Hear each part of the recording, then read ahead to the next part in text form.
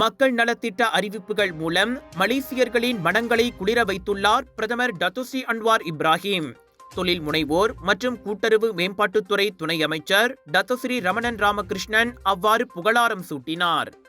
இனம், மதம், பின்புலம் என்ற எந்தவொரு பாகுபாடும் இன்றி மக்களின் வாழ்க்கை தரத்தை உயர்த்தும் மடானி அரசாங்கத்தின் உறுதியான கடப்பாட்டுக்கு இதுவே தக்க சான்று என்றார் அவர்.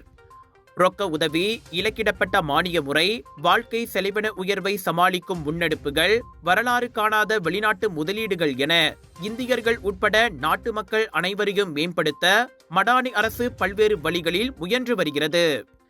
எனவே சரியான நேரத்தில் சரியான அறிவிப்புகளை வெளியிட்டுள்ள பிரதமருக்கு மக்கள் சார்பில் நன்றி தெரிவித்துக் கொள்வதாக ரமணன் கூறினார்.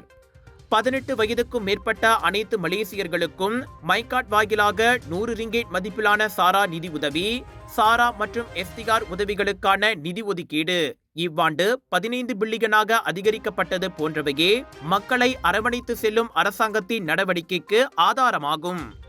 இந்நிலையில் ஏழைகள் மற்றும் பரம ஏழைகளுக்கு உதவும் நோக்கில் நாளை புதிதாக சிஜாத்ரா மடானி என்ற மற்றொரு திட்டமும் அறிமுகம் காணவிருக்கிறது.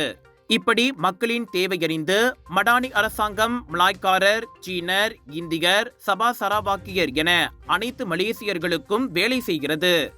மக்களின் நல்வாழ்வு, பொருளாதார உயர்வு மற்றும் தேசிய ஒருமைப்பாடே அரசாங்கத்தின் முக்கிய குறிக்கோள். மக்களின் பேராதரவோடு அக்குறிக்கோள்கள் நிறைவேறும் என ரமணன் நம்பிக்கை தெரிவித்தார்.